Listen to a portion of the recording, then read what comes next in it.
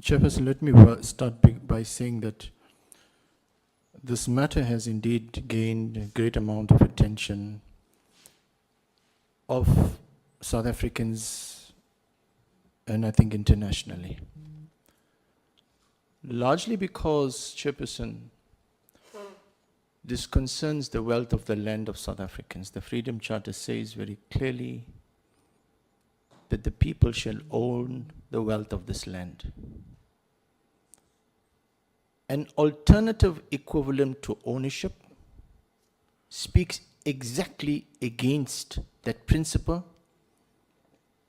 as Honorable Matafa has mentioned in our statement of intent, to which the Honorable Minister and his party are signatories to, that one of the goal is to promote social justice and equity in our land. And I think that is the cutting edge, that is the sore point, and we must not be naive to lose that point. As in my short stint as acting chair, I was challenged, the democracy of this country was challenged, and I stood by it.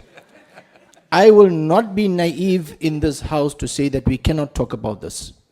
So as a caucus of the ANC caucus in this portfolio committee, we were asked, and I whipped the ANC study group. I was asked for a public statement. I did not. We waited until yesterday, until the leadership of the African National Congress had met, and I got a briefing. I wanted to know very clearly, was any deal cut in America by the leadership? And I've got a clear-cut clarity from the African National Congress that there was no deal cut clearing the path for any Starlink regulations, as the public is calling it. So very, very clear, the African National Congress is clear. Our laws are sacrosanct. There is no backdoor to gaining entry. Anyone wanting to gain entry into this country, especially into the ICT sector, which is a sector that is most disadvantaged, as Honorable Matafa said, perhaps the most, must come to the front door. There is a 30% that is in place. So I would I'd like to ask the Honorable Minister, because we must not be naive to avoid the politics. The party that he represents, that is the Democratic Alliance, have they had any conversations with Elon Musk and Starlink, that whilst the minister has gone on pains to indicate that this is not coincidental, I think South Africans need a very clear answer. Gadi, that has your party posturing this now manje to solicit and to create the avenue for Starlink to come in? Certainly the African National Congress position remains, as Honorable Matav has indicated.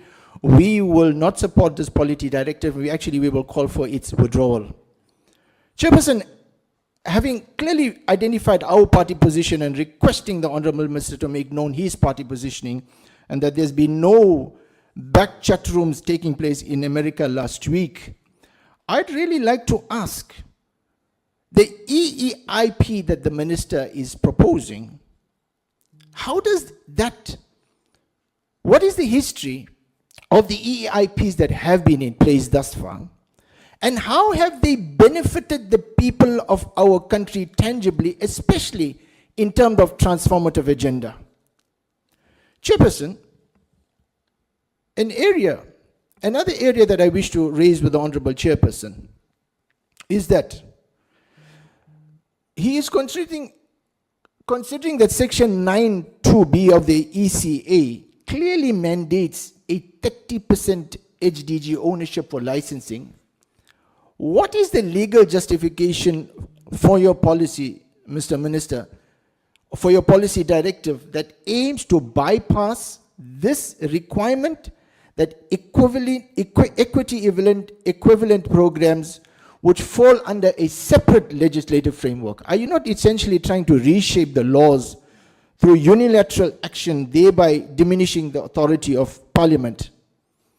Following on to that, what rationale underlies your decision to exempt the ICT sector specifically, whilst other industries such as mining and finance have consistently complied and continue to comply with the 30% HDG ownership requirement? Lastly, Chairperson, as the African National Congress, we continuously emphasize that ownership is a crucial pillar of economic transformation in our country. And how does allowing an organization such as Starlink, and I will bring Starlink and place it at the center of this house, to bypass equity participation align with the national policies aimed at promoting significant black ownership in the economy, particularly, Chairperson, in a critical sector such as telecommunications that has historically marginalized, disadvantaged South Africans. Chairperson, as I pause, may I also express my concern, as I've expressed previously, that the Honorable Minister has consistently surprised South Africans and this committee, such as the withdrawal of the SABC bill. We heard of it in media. Such as the intended CETA regulations, again, we hear of it in the media.